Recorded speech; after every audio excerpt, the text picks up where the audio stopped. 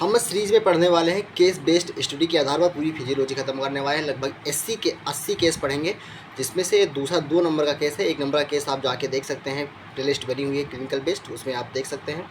तो हम अपना दूसरा केस शुरू करते हैं नॉन मसल फिजियोलॉजी का।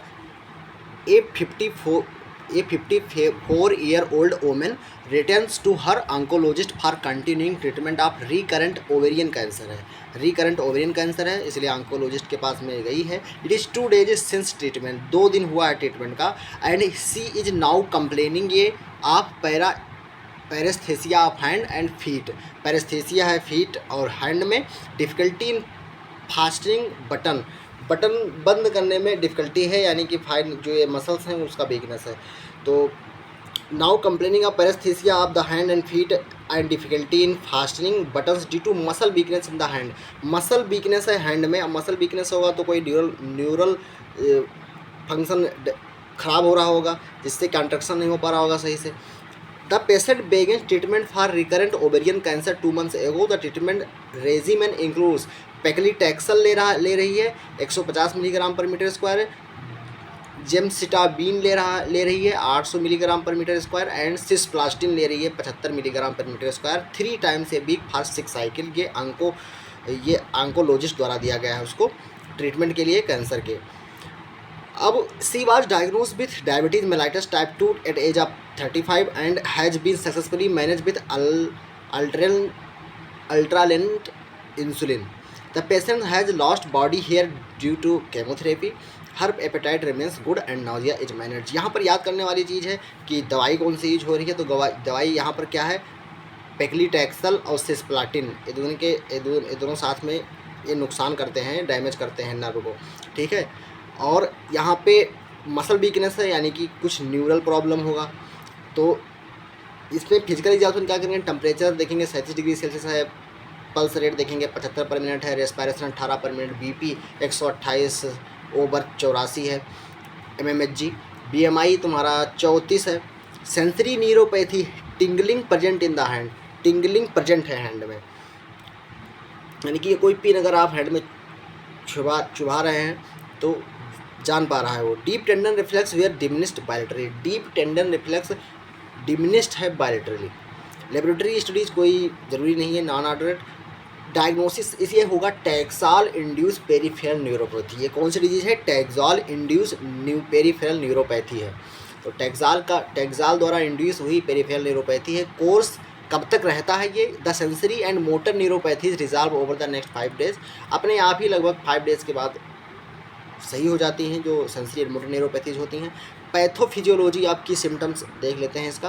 देखो, normal neuromuscular transmission requires the release of acetylcholine from the synaptic vesicle in the alpha motor neurons presynaptic terminal, diffusion across the synaptic cleft and binding to receptor at the motor end plate regions of the skeletal muscles. अब contraction excitation contraction coupling आप पढ़े हैं, तो उसमें क्या पढ़ा है कि जो अल्फा मोटर न्यूरॉन होता है वो प्री सिनेप्टिक नर्व टर्मिनल पे क्या कराता है, रिलीज करवाता है एसिटिलकोलिन का। एसिटिलकोलिन तुम्हारा जाके पोस्ट सिनेप्टिक मेम्ब्रेन पे रिसेप्टर पे जाके जुड़ती है।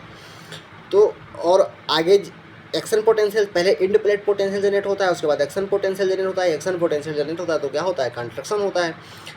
तो वही यहाँ पर कहना चाहता है, the acetylcholine is degraded by the enzyme acetylcholine esterase. जो एसिटिलकोलिन एस्टेरेज होगी वो एसिटिलकोलिन को एसिटेट और कोलिन में तोड़ देती है। The choline is transported back into the presynaptic terminal and return to the recycle portion of the vesicles. जो कोलिन होगा वो फिर से रिटर्न कर जाएगा सिनेप्टिक टर्मिनल में, प्री सिनेप्टिक टर्मिनल में रिटर्न कर जाएगा और वो फिर से एसिटिलकोलिन का फॉर्मेशन करवाएगा। तो acetylcholine is resynthesize and the vesicle is ready for reuse. जो वेसाइकल होगा फिर से रीयूज के लिए। देखो, जो पेप्टाइड होते हैं, जो पेप्टाइड न्यूरोट्रांसमीटर होते हैं वो तुम्हारे कहाँ बनते हैं, वो पहले ही बन जाते हैं और एक्सॉन टर्मिनल में नॉन पेप्टाइड न्यूरोट्रांसमीटर बनते हैं, उसके बारे में ही डिस्कस करेंगे। The vesicles and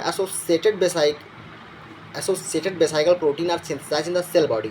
cell body में जो वेसाइकल्स होते हैं और उनके एसोसिएटेड प्रोटीन होते हैं वो सेल बॉडी में सिंथेसाइज होते हैं अल्फा मोटर न्यूरॉन के।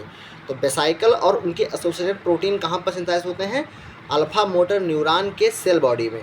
The vesicle are transported to the axon terminal by microtubules. और ये जो वेसाइकल सिंथेसाइज हुए वो माइक्रोट्यूब्यूल्स द्वारा एक्जान टर्मिनल में ट्रांसलोकेट होते हैं। Once reaching the axon terminal the vesicles are acidified and loaded with acetylcholine for synaptic release. जैसे वो एक्जान टर्मिनल पहुंचेंगे वेसाइकल एसिडिफाइड होंगे और लोड हो जाएंगे एसिटिलकोलिन से फॉर सिनेप्टिक रिलीज के लिए एसिटिलकोलिन की।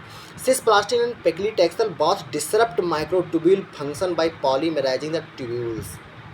जो दवाई ले रही थी वो सिसप्लास्टिन एंड पेक्लीटैक्सल, ये डिसरप्ट करता है किसको, माइक्रोट्यूब्यूल को, बाई पॉलीमराइजिंग द ट्यूब्यूल। अब माइक्रोट्यूब्यूल डैमेज हो रहे हैं यानी कि न्यूरोट्रांसमीटर का ट्रांसलोकेशन नहीं हो पा रहा है एग्जाम में। देयरफॉर ब्लॉक सेलुलर माइटोसिस को ब्लॉक कर देते हैं माइक्रोट्यूब्यूल का सिसप्लास्टिन और पेक्लीटैक्सल। Consequently, rapidly dividing cells are targeted and killed. Neuromuscular symptoms develops because of the depletion of the vesicle that release acetylcholine. अब डिप्लीशन हो गया वेसाइकल्स का जो रिलीज कर रही थी एसिटिलकोलिन की, इसीलिए न्यूरोमस्कुलर सिम्टम्स डेवलप हुए हैं। Disruption of the microtubules reduces the rate of vesicle arrival at the presynaptic axons and can lead to reduction in the number of vesicle release during depolarization of the axon terminal. जितनी ज़्यादा vesicle release होंगी उतना बढ़िया action potential generate होगा और construction अच्छा होगा। अब मान लीजिए नॉर्मल जो वेसाइकल रिलीज होती है 125 वेसाइकल्स रिलीज होती हैं, लेकिन अगर 2-3 हुए तो इंडिपेंडेंट पोटेंशियल अच्छा नहीं हो पाएगा और एक्शन पोटेंशियल जनरेट नहीं होगा। तो वो यही यहाँ पर कहना चाह रहा है। देखो, muscle electrical activity consist of miniature end plate potential and end plate potential. The miniature end plate potential result from the release of a single vesicle of acetylcholine usually causing a 0.4 millivolt depolarisation in the muscles. तो एक अगर vesicle generate हो रहा है तो वो 0.4 millivolt depolarisation करवाता है मसल में। The magnitude of the miniature independent potential will not be altered because each vesicle contains a normal amount of acetylcholine but their frequency में भी डिमिनिश। उनका फ्रीक्वेंसी डिमिनिश हो सकता है। ये normal alpha motor neuron action potential normally causes the release of 125 vesicles. 125 vesicles हो रहा तो कंट्रक्शन होता है normally. That quantity of acetylcholine released into the synaptic causes a 40 millivolt depolarization at the muscle end plate, which is sufficient to reset an action potential and a contraction of muscles. In this patient, the end plate potential will be diminished because the total number of vesicles released during any one action potential will be diminished. Consequently, every alpha motor neuron action potential does not result in a muscle cell contraction. This results in weakness of the muscle. अगर जो प्रत्येक action potential है वो construction नहीं करवा पा रहा है तो इससे क्या होगी, मसल की वीकनेस होगी। Paclitaxel can also damage Schwann cell. जो पेक्लीटैक्सल होता है वो स्वान सेल को भी डैमेज कर देता है, leading to diminish nerve conduction velocity. अब स्वान सेल कंडक्शन करवाती थी, नर्व कंडक्शन करवाती थी, तो स्वान सेल डैमेज हो गई तो नर्व कंडक्शन डिमिनिश हो जाएगा, उसका वेलोसिटी कम हो जाएगा। बहुत मोटर और सेंसरी नर्व का, मोटर और सेंसरी नर्व दोनों में, particularly the large myelinated nerves, particularly large myelinated nerve का डिमिनिश ज़्यादा होगा। Sensory nerve conduction is more acutely altered because the cell body of the sensory nerve is not behind the blood brain barrier. जो sensory nerve होते हैं वो कह रहे हैं ज़्यादा अल्टर्ड होंगे क्योंकि जो सेल बॉडी होती है सेंसरी नर्व की, वो ब्लड ब्रेन बैरियर के पीछे नहीं होती है, ठीक है।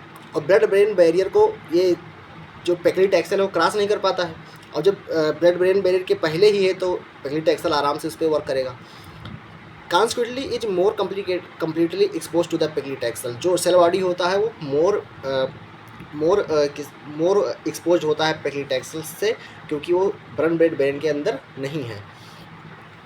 अब symptoms develops gradually as the majority of the neurotransmitter vesicle in the axon are recycled and recovered after exocytosis. तो जो मेजॉरिटी ऑफ न्यूरोट्रांसमीटर हैं वेसाइकल में वो एग्जाम्स द्वारा रिसाइकिल हो जाते हैं और रिकवर्ड हो जाते हैं एक्सोसाइटोसिस के बाद में। Only a small portion of the vesicle are lost, केवल स्मॉल पोर्शन वेसाइकल का लॉस्ट होता है and have to replace by vesicle synthesised in the cell body.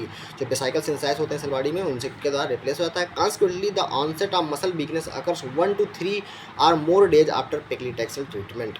तो 1 या 3 या इससे अधिक डे के बाद में मसल वीकनेस होगी पेक्लीटैक्सल ट्रीटमेंट अगर आप दे रहे हैं तो। The muscle groups involves also illustrate the pathophysiology axons innervating distal muscles have the longest distance for vesicle transport. जो एक्जान इनर्वेटिंग डिस्टल मसल, जो डिस्टल मसल को इनर्वेट कर रहे हैं एक्जान, उनमें क्या होता है, लॉन्गेस्ट डिस्टेंस होता है वेसिकल ट्रांसपोर्ट का। And consequently are more sensitive to microtubule disruption. तो ज़्यादा समय तक ट्रांसपोर्ट जिसमें हो रहा होगा वो ज़्यादा प्रोन होगा डैमेज के। ठीक है, आउटकम क्या हुआ, paclitaxel neuropathy is normally but not always resolve over 1 week. एक हफ्ते में सही हो जाती है जो पेक्लिटैक्सल न्यूरोपैथीज होती हैं, लेकिन ऑलवेज नहीं होती है। Excessive alcohol use and diabetes are risk factor for the development of permanent neuropathies. अगर ज़्यादा आप अल्कोहल ले रहे हैं और डायबिटीज़ है तो ये रिस्क फैक्टर है कि परमानेंट न्यूरोपैथीज हो गई। तो ये केस था टैक्साल इंड्यूस पेरिफेरल न्यूरोपैथीज का। अब यही चीज़ यहाँ पर बताया गया हुआ है, चीज़ पहले बता चुका हूँ। जो बेसाइकल एंड पेप्टाइड न्यूरोट्रांसमीटर होते हैं, प्रिकसर और enzymes are synthesised in the cell body, cell and release from Golgi body.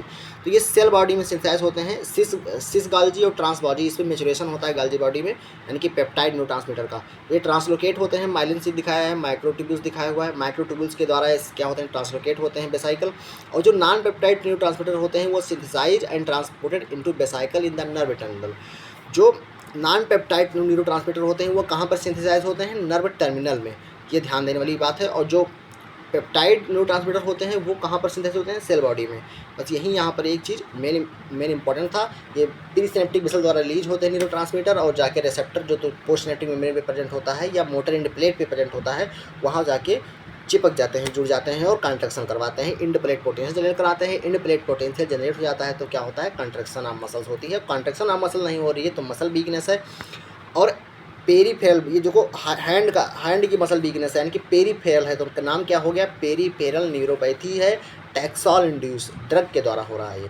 तो अच्छा लगा होगा तो लाइक कीजिएगा। अगला जो केस है वो मल्टीपल स्क्लेरोसिस का है और ये इंपॉर्टेंट है, आपके प्रोक में भी पूछा सकता है। ठीक है, धन्यवाद। वीडियो अच्छी लगी हो तो लाइक जरूर कीजिएगा और शेयर कीजिए, नए हो तो चैनल को सब्सक्राइब कीजिए। धन्यवाद।